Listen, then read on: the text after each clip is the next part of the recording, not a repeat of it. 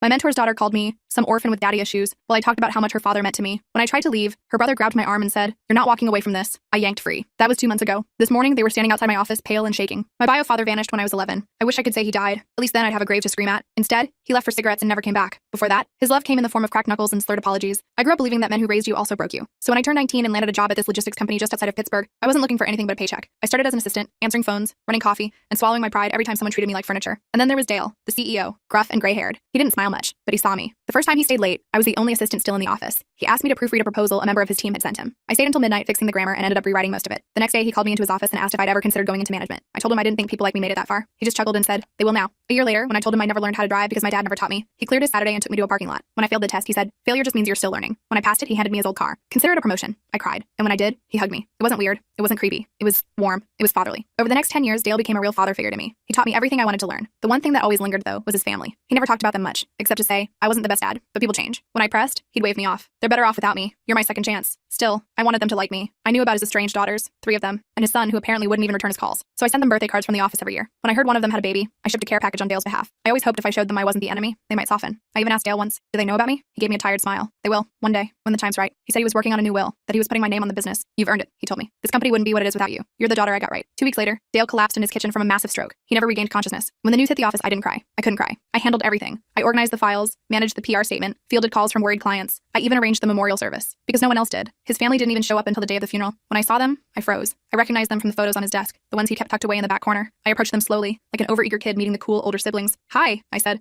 I was Dale's assistant, his COO, technically. You helped yourself," his oldest daughter snapped. "We know who you are." I flinched. "I just wanted to pay my respects. I loved him." "You worked for him," she said, voice cold. "Let's not pretend it was more than that." Another sister chimed in. "He abandoned us. Do you know what that's like?" I wanted to say yes. I wanted to scream that I do, but they didn't care. "I sent you gifts," I whispered. "Cards. I tried. We didn't ask for them." The son stepped forward. "You're not family. You're the reason we never got a second chance, because he gave it to you." I left the church and collapsed in Dale's car, the one he gave me, the one with the cracked leather seat and the pine tree air freshener still dangling. I sobbed like I hadn't since I was a child. 2 weeks after the funeral, the board held a meeting. They told me Dale had never finalized the paperwork, that the company, his shares, his authority, belonged to the family now, and the family had decided to let me go. No hard feelings. I cleared my desk in silence, took the photo of me and Dale at our first conference, walked out of that building and never looked back. I thought I'd shatter. I thought losing him, them, the company, everything would break me, but it didn't, because I had something no one could take, his belief in me, and all the knowledge he gave me. 3 months later, I launched my own logistics firm. I poached 2 of Dale's top clients, both of whom said they only ever stayed because of me. I hired a team of underdogs, single moms, first-gen college grads, wrongfully convicted felons, people no one else would give a shot to. People like me. One of them, a 22-year-old coder named Joy, reminded me so much of myself it hurt. One day she stayed late to triple-check a report and apologized for being annoying. I looked her dead in the eyes and said, "No one who cares this much is ever annoying. You're going to run this place someday." Last week, I got an envelope in the mail. No return address. Inside was a copy of Dale's first draft will, unsigned, but real. It had my name listed under successor. They took the company. They erased me from the story, but I built a new one from scratch, with everything he gave me, and I'm not done yet. I can't tell you what I did to his family here. The full story is on my channel and linked below. My company, Phoenix Logistics, rising from the ashes and all that, was growing faster than I expected. We'd moved from my apartment to a small office space with actual desks and everything. We weren't exactly competition for Dale's company yet, but we were making waves in the local market. Then I got a call from Barbara, Dale's former executive assistant. She wanted to meet for coffee. I hadn't spoken to her since I was fired, so this was weird. We met at this little cafe downtown, the kind with mismatched furniture and baristas with too many piercings. Barbara looked older, tired. She fidgeted with her coffee cup, turning it around and around on the table. She told me Dale's family was running the company into the ground. They fired most of the senior management team and replaced them with friends and relatives. They were bleeding clients. The workplace culture had turned toxic. People were jumping ship left and right. I nodded along, trying not to look too pleased. I know that sounds petty, but come on. It was a little satisfying to hear they couldn't handle what Dale and I had built together. Barbara slid a flash drive across the table. "Dale kept records," she said quietly, "of everything. I thought you should have these." I took the drive home and plugged it in. Holy crap. There were folders upon folders of documents, financial records, emails, meeting notes, and a video file. I clicked on it, and there was Dale, sitting at his desk, recording himself. It was dated just a week before his stroke. He looked tired but determined. He talked about his regrets with his family, how he'd been a workaholic when his kids were young, how his first marriage fell apart because he was never home, how he'd tried to reconnect with his children as adults but they only wanted his money, not a relationship. He talked about me, how proud he was of what I'd accomplished, how he saw himself in me, but the better parts. Then he dropped the BIM. He said he was changing his will to leave me controlling interest in the company because his children had never shown any interest in learning the business. He said he told them about his plans, and they hadn't taken it well. The video ended with him saying he was going to finalize everything with his lawyer the following week, but he never made it to that meeting. The stroke happened first. I sat there in shock, staring at my dark computer screen. This changed everything. Or did it? The will was never signed. The video wasn't a legal document. It was just Dale talking to a camera. I had no claim to anything. I decided to keep digging through the files. There were emails between Dale and his kids, tense exchanges about money, about the business, about his new favorite daughter. Their words, not his. The most recent ones were ugly. His oldest daughter, Melissa, had threatened to contest any will that left me the company. His son, Ryan, had called me some names I don't want to repeat. The youngest daughter, Caitlin, seemed the least hostile, but she still clearly resented me. I closed my laptop and poured myself a glass of wine. A big one. I didn't know what to do with this information. Part of me wanted to forget it all and focus on my new company. Another part wanted justice for Dale, for his real wishes to be honored. The next morning, I got a text from an unknown number. We need to talk about Dale. I almost dropped my phone. I texted back asking who it was. The reply came immediately. Caitlin Mercer, Dale's daughter. We agreed to meet at a restaurant near my office. I got there early and picked a table in the corner where we could talk privately. When Caitlin walked in, I recognized her immediately from the photos. She had Dale's eyes, that same piercing blue. She was younger than me by a few years, dressed in expensive clothes that somehow still looked casual. She sat down without ordering anything. She didn't waste time with small talk. She told me her siblings were destroying their father's legacy, that she found out they'd known about Dale's plans to change his will and had been actively preventing him from meeting with his lawyer, that they'd gone through his home office after his death and removed documents. I asked her why she was telling me this. She looked down at her hands. I wasn't close with my dad, she said. None of us were, but I respected him, and I respected what he built. My brother and sisters just see dollar signs. She slid a business card across the table. It belonged to Dale's personal lawyer, not the company's legal team. She suggested I talk to him. Then she left, just like that. Didn't even stay for a drink. I called the lawyer, Thomas Green, and made an appointment. His office was in one of those old buildings downtown with brass fixtures and wood paneling. He was older than Dale, with thick glasses and a bow tie. He looked like he belonged in a different century. Thomas confirmed what Caitlin had told me. Dale had been planning to change his will. He discussed it with Thomas multiple times. They drafted the document, the same one someone had anonymously mailed to me, but Dale had canceled their final appointment twice. The second cancellation came the day before his stroke. Thomas couldn't prove that Dale's children had interfered, but he had his suspicions. He also told me something interesting. Dale had created a trust years ago, separate from his will, that held a significant portion of his personal wealth. The trust had specific conditions for its distribution, and Thomas was the trustee. I asked if Dale's children knew about the trust. Thomas adjusted his glasses and gave me a small smile. They are aware of its existence, but not its contents, he said. Dale was quite strategic in his planning. I left Thomas's office with more questions than answers. What was in the trust? Why had Dale kept it secret? And what did it have to do with me, if anything? The next day, I got a call from one of my employees. Someone had broken into our office overnight. Nothing was stolen, but all our computers had been tampered with. The hard drives were gone. Our paper files were scattered everywhere. It looked like someone had been searching for something specific. I called the police, but they weren't much help. Just took a report and told me to improve my security. I was shaken. This wasn't a random break-in. This was targeted. Someone knew about the files Barbara had given me. I went home and checked my apartment for signs of entry. Everything looked normal, but I couldn't shake the feeling I was being watched. I moved the flash drive from my desk to a more secure location, inside a hollowed-out book my mom had given me years ago. Super spy stuff, I know, but I was freaked out. That night, my phone rang around midnight. It was Barbara. She was crying, barely coherent. She'd been fired. Security had escorted her out of the building that afternoon. They'd accused her of stealing company information. She was worried about her pension, her health insurance. She'd worked for Dale for 20 years. I tried to calm her down, told her I'd help her find a new job, maybe even at my company. She thanked me but said she needed to lay low for a while. Before she hung up, she warned me to be careful. They're looking for something, she said, and they think you have it. The next morning, I got an email from Melissa Mercer. The subject line was simply, meeting. The body was just as brief. We should discuss the future of our respective businesses. Lunch tomorrow, 1 p.m., the Capitol Grill. No please, no thank you. Just a command. Like I was still an assistant who could be ordered around. I thought about ignoring it, but curiosity got the better of me. I replied with a simple, I'll be there. The Capitol Grill is one of those super fancy steakhouses where businessmen spend hundreds on lunch and call it a write-off. I felt out of place the minute I walked in. I was wearing my nicest outfit, but I still felt underdressed compared to the power suits around me. Melissa was already there, sitting at a corner table with a glass of white wine. She didn't stand when I approached. She just gestured to the chair across from her like she was granting me an audience. Ryan was there too, scrolling through his phone, not even bothering to look up when I sat down. Thank you for coming, Melissa said, her voice all business. We'll get right to it. We know you have information that belongs to our company. Documents, files, possibly contracts. We want them returned. I took a sip of water, trying to look calmer than I felt. I don't know what you're talking about. Ryan finally looked up from his phone. Cut the crap. Barbara told us she gave you company property before we fired her. I kept my face neutral. Now I understood how they knew about the files.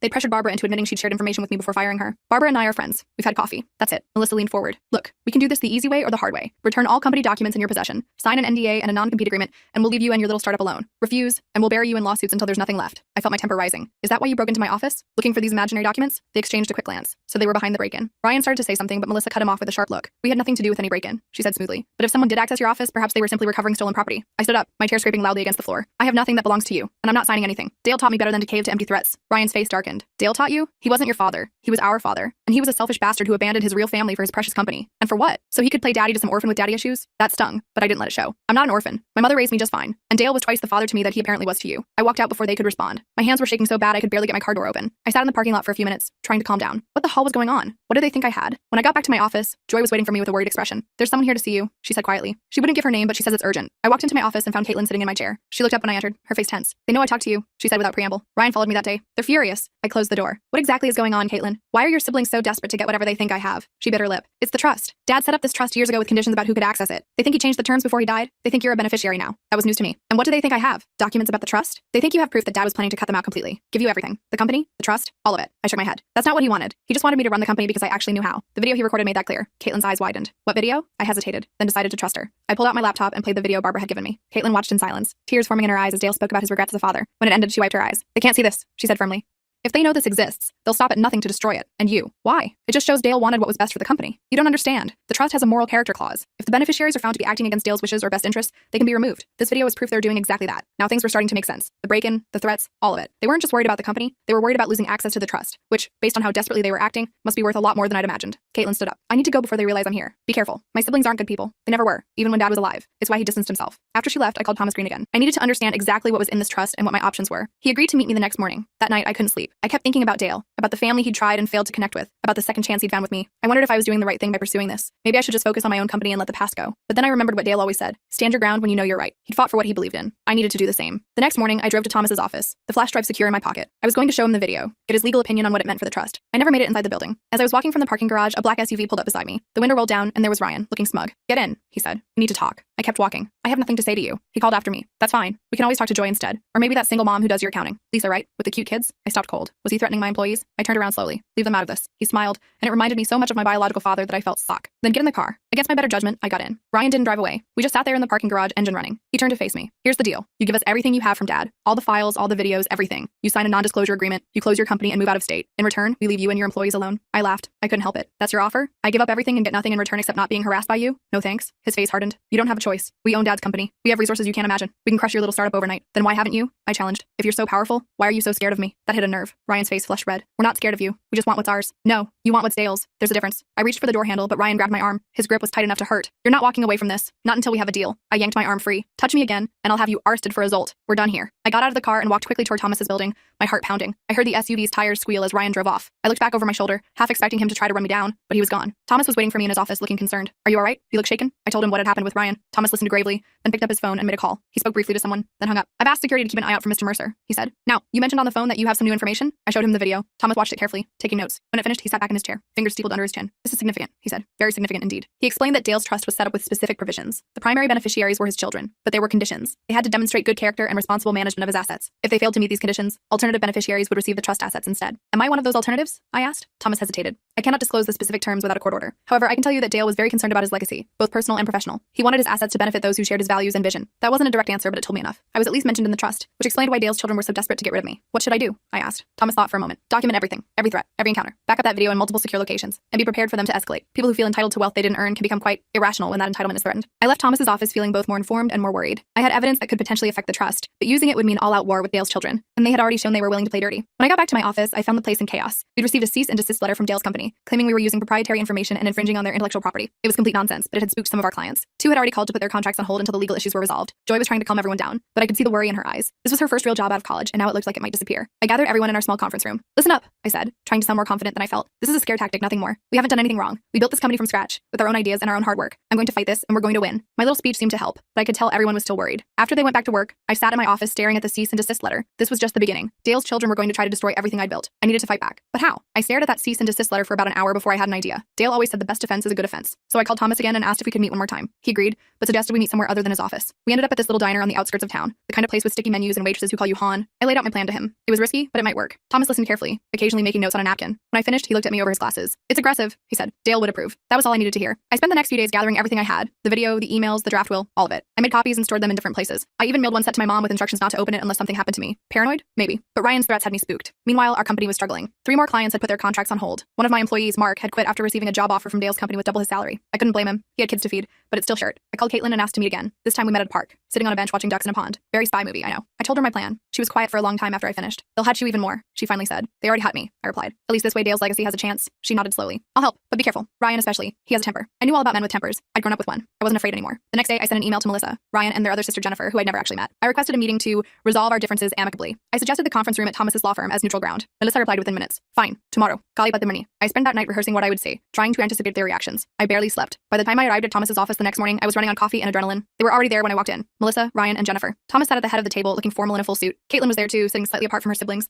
They all looked up when I entered. Ryan's face was already red with anger. Let's get this over with, Melissa said as I sat down. What do you want? I took a deep breath. I want to make a deal. Ryan snorted. We already tried that. You weren't interested. I'm interested in a fair deal, I clarified. Not blackmail. I opened my laptop and turned it so they could all see the screen. I played a short clip from Dale's video, just enough for them to understand what it was. Ryan's face went from red to white. Melissa's expression didn't change, but I saw her hands tighten into fists. Where did you get that? Jennifer asked. She looked the most like Dale. Same eyes, same way of tilting her head when she was thinking. Dale recorded it the week before his stroke, I said. He knew what you were doing. He knew you were trying to prevent him from changing his will. That's a lie, Ryan snapped. He had a stroke. It was unexpected. No one could have prevented it. I'm not saying you caused his stroke, I clarified. I'm saying you knew he was planning to change his will, and you were actively interfering with that process. Thomas cleared his throat. I can confirm that Dale canceled 2 appointments with me in the weeks before his death, appointments that were specifically scheduled to finalize changes to his will. Melissa's eyes narrowed. And what exactly are you suggesting? I laid it all out. The evidence I had that they'd known about Dale's plans, the trust conditions that could potentially remove them as beneficiaries if they were found to be acting against Dale's wishes, the fact that they were now running his company into the ground. Here's my offer, I said when I'd finished. I won't contest the will. The company stays with you. I won't pursue any claim to the trust. In exchange, you drop all legal actions against my company. You stop harassing my employees, you stop threatening me, and you put Caitlin in charge of Dale's company. That last part got their attention. All three siblings looked at Caitlin in surprise. She met their gaze steadily. Caitlin? Jennifer asked. What do you know about this? Enough, Caitlin replied. Enough to know that Dad would be ashamed of what you're doing. Ryan laughed, an ugly sound. This is ridiculous. We're not putting Caitlin in charge of anything, and we're certainly not backing off just because you have some video of Dad rambling before he died. I closed my laptop. Then I'll release the video. I'll contest the will. I'll provide evidence to Thomas that you're violating the terms of the trust, and I'll sue you for harassment, defamation, and interference with my business. With what money? Melissa asked coldly. We'll bankrupt you before any of those cases see a courtroom. That's when Thomas spoke up. Actually, Ms. Mercer,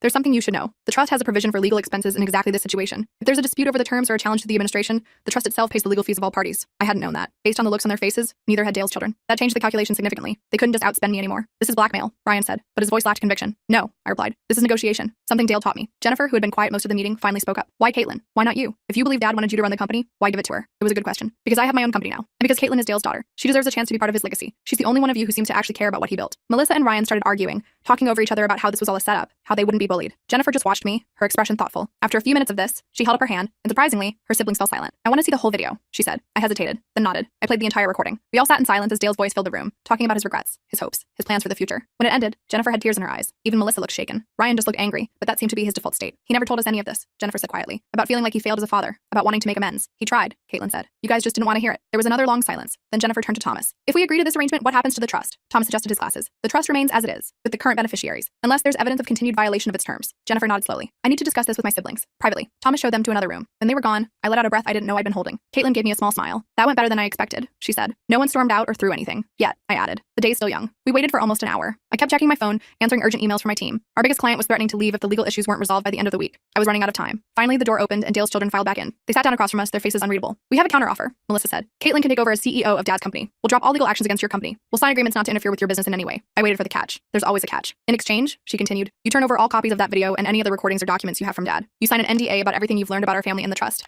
And you agree never to contest the will or make any claim on Dad's estate. It was actually pretty reasonable, better than I'd expected. I looked at Thomas, who gave a small nod. I accept, I said, with one addition. I want a formal apology to my employees for the disruption to their lives and careers. Ryan started to object, but Jennifer cut him off. That's fair. We'll issue a statement. We spent the next hour working out the details with Thomas. By the end, we had a framework for an agreement. It wasn't perfect, but it was something I could live with. Something that honored what Dale would have wanted. As we were wrapping up, Jennifer approached me. Can I talk to you for a minute? Alone? We stepped into the hallway. Jennifer looked uncomfortable, shifting her weight from foot to foot. I wanted to say I'm sorry, she said finally. For what happened at the funeral. For what Ryan said to you in the car. For all of it. I wasn't expecting that. Thank you. Dad talked about you sometimes, she continued. Not often, but when he did, he was proud. Really proud. I was jealous, I think, that he could start fresh with you when he'd messed up so badly with us. I didn't know what to say to that. I'd spent so long seeing Dale's children as the enemy that I'd never really thought about how they might see me. He loved you guys, I said. He just didn't know how to show it. And by the time he figured it out, there was too much history in the way. Jennifer nodded. Maybe. Anyway, I just wanted you to know that not all of us hurt you. And I think Dad made the right choice, trusting you. She walked back into the conference room, leaving me standing there processing what had just happened. It wasn't forgiveness exactly, but it was something. A crack in the wall between us. The formal agreement was signed a week later. True to their word, Dale's children dropped all legal actions against my company. Caitlin took over as CEO of Dale's company. Our clients came back, relieved that the legal cloud had lifted. It wasn't a perfect ending. Ryan still glared at me whenever we crossed paths at industry events. Melissa was coldly professional, but never friendly. But Jennifer and I developed a cautious respect for each other. We even had coffee occasionally, talking about Dale and the lessons he'd taught us both. As for my company, we thrived. Without the threat of legal action hanging over us, we were able to focus on growth. We moved to a bigger office, hired more people, expanded into new markets. Joy did eventually run the place, just like I predicted. She became my COO 3 years later, bringing fresh ideas and energy that took us to the next level. I still have Dale's car. The leather seats are more cracked now, and the pine tree air freshener lost its scent years ago, but I can't bring myself to replace it. Sometimes when I'm driving alone, I talk to him, tell him about my day, my challenges, my victories. I know he's not really there, but it helps. Last month, I got an invitation to the dedication of the Dale Mercer Memorial Scholarship. Caitlin had set it up to help kids from disadvantaged backgrounds get business degrees. She asked me to speak at the ceremony. I stood at that podium looking out at a crowd that included Jennifer,